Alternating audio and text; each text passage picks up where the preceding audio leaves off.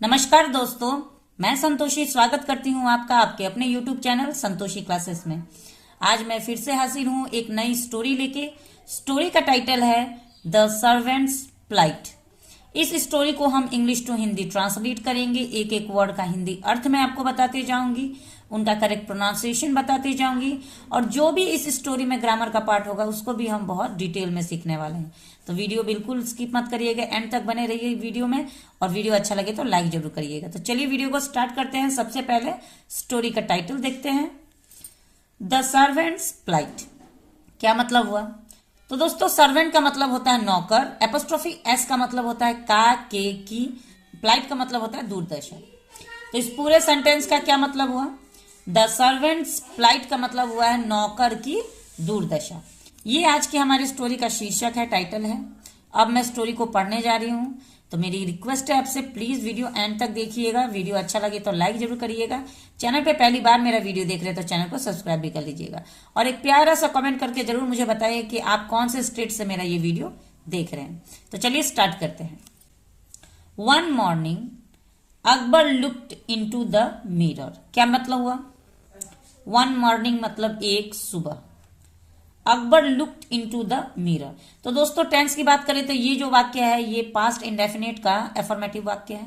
Past indefinite में जब भी हम कोई एफर्मेटिव वाक्य बनाते हैं तो वहां पे हमें वर्ब के सेकंड फॉर्म का इस्तेमाल करना होता है। यहाँ पे आप देख सकते हैं लुक्ड, लुक का सेकंड फॉर्म है LOO के, ED लगाने के बाद ये सेकंड फॉर्म बन जाता है। लुक का मतलब होता है देखना, और लुक्ड मतलब देखा। तो एक सुबह अकबर ने देखा, इनटू द मिरर का मतलब होता है या शीशे में, मिरर मतलब शीशा, और शीशे में एक दिन अकबर अपने आप को देखता है। सडनली, सडनली का मतलब अचानक। He called his servant and said.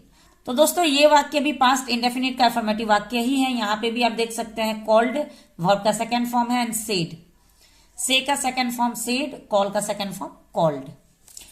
तो इसको हम ट्रांसलेट करके देखते हैं। सडनली यानी अचानक, अचानक। ही कॉल्ड यानी उन्होंने बुलाया, हिज सर्वेंट अपने नौकर, सर्वेंट मतलब नौकर, एंड सेड और बोले, go and call him now, जाओ और अभी उसे बुला के लाओ। गो मतलब जाओ, एंड मतलब और, कॉल हिम मतलब उसे बुलाओ, नाउ मतलब अभी। तो जाओ और अभी उसे बुला के लाओ। The obedient servant rushed out but soon realized that he didn't know who he was supposed to call। क्या मतलब हुआ? तो दोस्तों, ये जो वाक्य है ये यहां तक realized, यहां तक पास्ट इंडेफिनिट का अफर्मेटिव वाक्य है, लेकिन यहां से he didn't know who he was supposed to call, यहां पे did not, यहां पे जो didn't आप देख रहे हैं ये did not का कॉन्ट्रैक्शन फॉर्म है। शॉर्ट में हम लिखते हैं, did not के साथ वर्ब का फर्स्ट फॉर्म का इस्तेमाल हुआ है, नो। इसको हमको नो पढ़ना है, कनो नहीं पढ़ना है। के आपको दिख रहा होगा, के को क हम लोग पढ़ते हैं, लेकिन यहाँ पे के साइलेंट होता है। ये हमारे ग्रामर का रूल है कि जब भी के बाद एन आए तो के साइलेंट हो जाता है, ठीक है। तो यहाँ पे KNOW को हम नो पढ़ेंगे, नो, नो का मतलब जानना। तो डिड नॉट नो, ये जो वाक्य है ये पास्ट इंडेफिनिट का नेगेटिव वाक्य है। पास्ट इंडेफिनिट के नेगेटिव वाक्य में हम डिड नॉट के साथ वर्ब के फर्स्ट फॉर्म का इस्तेमाल करते हैं, और अगर एफर्मेटिव वाक्य बनाएंगे तो सेकंड फॉर्म का इस्तेमाल करना होता है। द ओबीडियंट सर्वेंट का मतलब, ओबीडियंट मतलब आज्ञाकारी, सर्वेंट मतलब नौकर। रश्ड आउट यानी बाहर भागा, बट लेकिन, बट कंजंक्शन है। सून तभी, रियलाइज्ड यानी महसूस करता है, एहसास होता है। दैट की, ही डिडंट नो यानी वो नहीं जानता। Who he was supposed to call, उसे किसे बुलाना है। Who मतलब किसे, he was supposed to call यानी उसे किसे बुलाने के लिए कहा गया है वो ये नहीं जानता है। जैसे ही आईने में अकबर अपना चेहरा देखते हैं, वो गुस्से में अपने नौकर को बुलाते हैं। नौकर भागा भागा अंदर आता है और वो तुरंत उससे आदेश देते हैं, जाओ और उसे बुला के लाओ। और वो आज्ञाकारी ये भी नहीं पूछता कि किसे बुलाना है, वो तुरंत बाहर निकल जाता है, और निकल के बाद में जैसे ही वो बाहर निकलता है उसे एहसास होता है कि उसे तो ये पता ही नहीं है कि उसे बुलाना किसे है।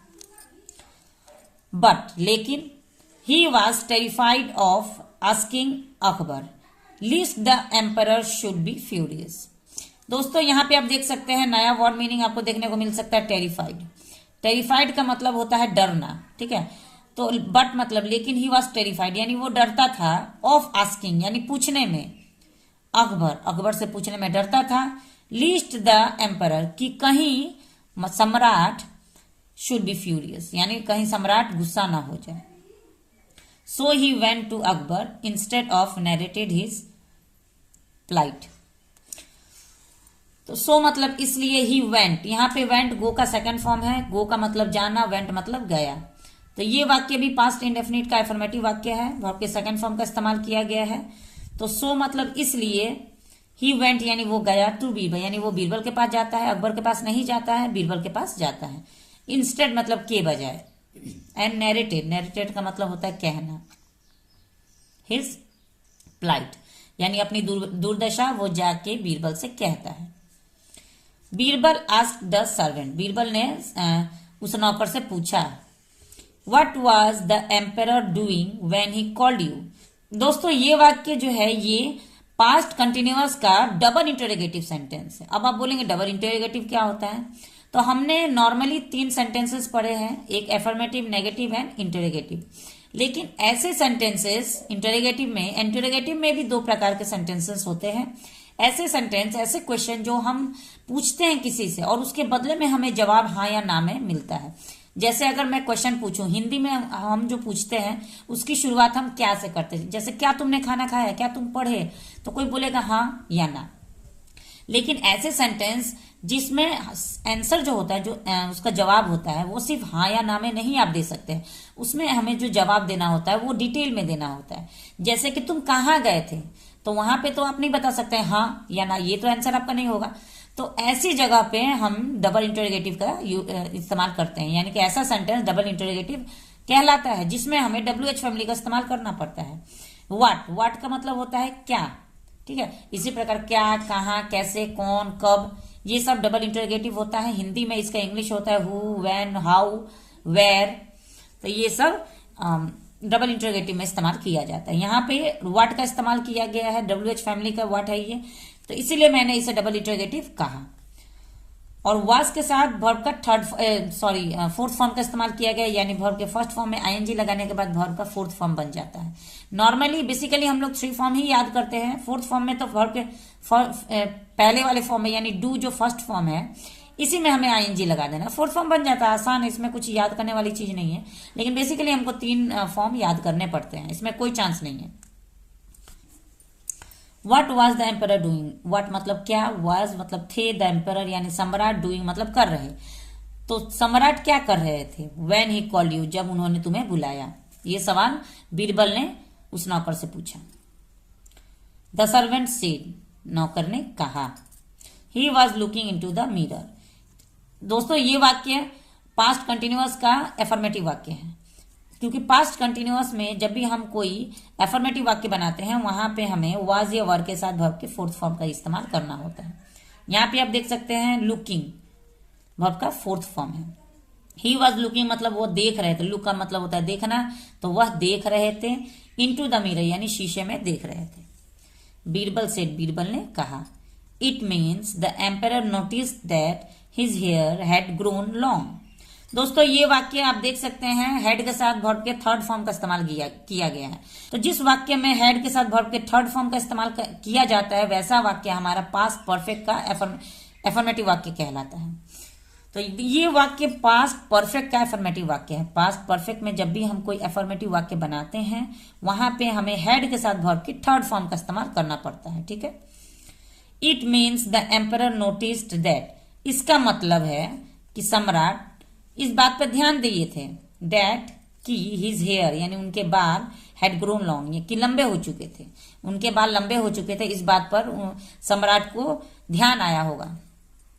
ही wanted to see the barber, he wanted मतलब वो चाहते थे, टू सी द बार्बर यानी वो नाई को देखना चाहते थे। After the servant had left, ये वाक्य भी पास्ट परफेक्ट का एफर्मेटिव वाक्य है, हेड के साथ वर्ब के फोर्थ फॉर्म का इस्तेमाल किया गया है।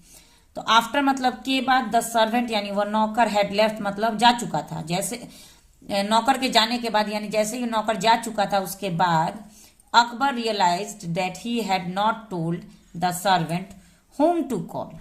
अब अकबर को याद आता है, अकबर रियलाइज मतलब अकबर को ये महसूस होता है, अकबर को ये याद आता है दैट कि ही हैड नॉट टोल्ड, अब दोस्तों ये जो वाक्य है ये पास्ट परफेक्ट का नेगेटिव वाक्य है। पास्ट परफेक्ट के नेगेटिव वाक्य में है हमें हैड नॉट के साथ वर्ब के थर्ड फॉर्म का इस्तेमाल करना होता है। तो अकबर रियलाइज मतलब अकबर को महसूस हुआ, अकबर को एहसास हुआ कि he had not told. Told tell का थर्ड फॉर्म है। टेल मतलब बोलना, टोल्ड मतलब बोला। तो उन्होंने नहीं बोला द सर्वेंट यानी उस नौकर से होम टू कॉल यानी किसे बुलाना है। ये बात तो अकबर ने तो बताई नहीं उस नौकर से। अब उन्हें एहसास हुआ। सून तभी the servant entered his room with the barber. ये वाक्य पास्ट इंडेफिनिट का अफर्मेटिव वाक्य है। वर्ब के सेकंड फॉर्म का इस्तेमाल किया गया है। एंटर्ड, एंटर का सेकंड फॉर्म एंटर्ड। सून मतलब तभी, द सर्वेंट मतलब वो नौकर, एंटर्ड मतलब प्रवेश करता है, हिज रूम यानी उनके रूम में, इनके कक्ष में प्रवेश करता है, विद द बार्बर यानी नाई के साथ। Akbar was surprised. अकबर आश्चर्यचकित हो गए थे। ही आस्क्ड उन्होंने पूछा, how did you know I wanted to see the barber. तो दोस्तों ये वाक्य जो है ये पास्ट इंडेफिनिट का डबल इंटरोगेटिव वाक्य है। फिर से वही वाला WH फैमिली का यूज हुआ है यहाँ पे। हाउ, हाउ मतलब कैसे। तो हाउ यहाँ पे डिड के साथ वर्ब के फर्स्ट फॉर्म का इस्तेमाल हम करते हैं इंटरोगेटिव सेंटेंस में, पास्ट इंडेफिनिट में। तो हाउ डिड यू नो यानी तुम कैसे जानते हो, नो मतलब जानना। I wanted to see the barber, मैं नाई को देखना चाहता था, मैं नाई को बुलाना चाहता था, ये तुम्हें कैसे पता चला। द सर्वेंट रिप्लाइड, उस नौकर ने जवाब दिया, Birbal told me your majesty. Birbal told, tell का सेकंड फॉर्म टोल्ड। बीरबल ने मुझसे कहा है महाराज, बीरबल ने मुझसे कहा महाराज, उस नौकर ने जवाब दिया। Akbar admired Birbal's wisdom. अकबर ने बीरबल की बुद्धिमत्ता की प्रशंसा की कि मेरे ना बताने पे भी कैसे बीरबल समझ गए कि मैं क्या कहना चाहता था और मैं किसे बुलाना चाहता था। तो ये थी आज की हमारी स्टोरी। बहुत ही मजेदार स्टोरी थी, बहुत ही अच्छी स्टोरी थी। अकबर और बीरबल के किस्से बहुत ही मशहूर हुआ करते थे, उनमें से एक स्टोरी मैं लेके आई थी। उम्मीद है आपको वीडियो अच्छा लगा हो। वीडियो अच्छा लगा हो तो लाइक जरूर कर दीजिएगा। चैनल पे पहली बार मेरा वीडियो देख रहे हैं तो चैनल को सब्सक्राइब भी कर लीजिएगा। बेल आइकन दबाना ना भूले ताकि मेरे सारे अपकमिंग वीडियो सबसे पहले आप तक पहुंचती रहे। मिलते हैं नेक्स्ट वीडियो में एक और इंटरेस्टिंग स्टोरी के साथ। तब तक के लिए अपने सिस्टर को अलविदा दीजिए। Thanks for watching the video and have a nice